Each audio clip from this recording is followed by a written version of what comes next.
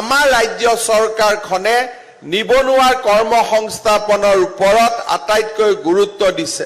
সেপ্টেম্বৰ মাহত 5টা কামাণ্ডো বেটেলিয়নকে ধৰি আমি আৰু 10,000 চাকৰি আমাৰ নিবনুৱা ল'ৰা ছোৱালীসকলৰ কাৰণে আমি আগবঢ়াম।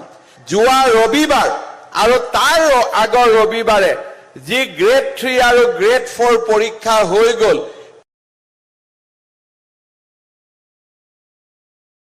ইয়াৰ লগে লগে আমাৰ ৰাজ্য চৰকাৰখনে নিবনুৱাৰ কৰ্মসংস্থাপনৰ ওপৰত আটাইতকৈ গুৰুত্ব দিছে।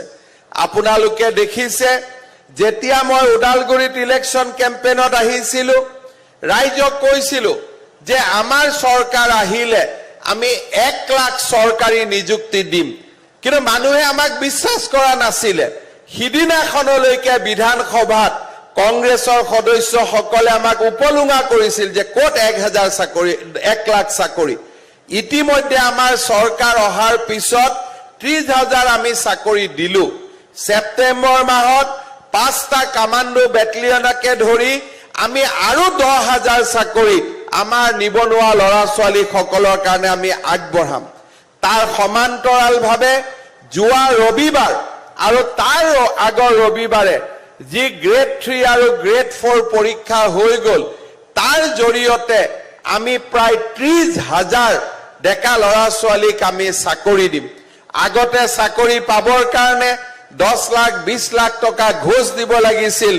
এতিয়া আটাইতকৈ দুখীয়া ঘৰৰ ল'ৰা, কৃষকৰ ল'ৰা, ঠেলা চালকৰ ল'ৰা, ৰিক্সা চালকৰ ল'ৰা, গাঁৱৰ ভিতৰৰ ল'ৰাই আজি চৰকাৰী চাকৰি পাইছে।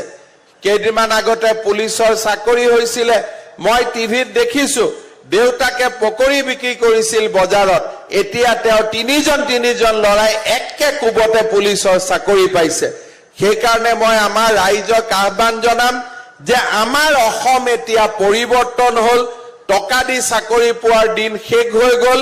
এতিয়া মাত্ৰ পঢ়া শুনা কৰিব লাগে। দেউতাক মাকে ল'ৰা ছোৱালীক ভালকৈ পঢ়া শুনা কৰিব লাগে আৰু ল'ৰা ছোৱালীয়ে চৰকাৰী চাকৰিৰ পৰা, বেংকৰ লোনৰ পৰা, আমাৰ প্ৰাইভেট যিবিলাক ইণ্ডাষ্ট্ৰী আহিছে অসমৰ বাহিৰলৈকে, ACS, IS, ডক্টৰ, ইঞ্জিনিয়াৰ, এইসমূহ নিৰ্মাণৰ বাবে আমি প্ৰচেষ্টা আৰম্ভ কৰিব লাগিব।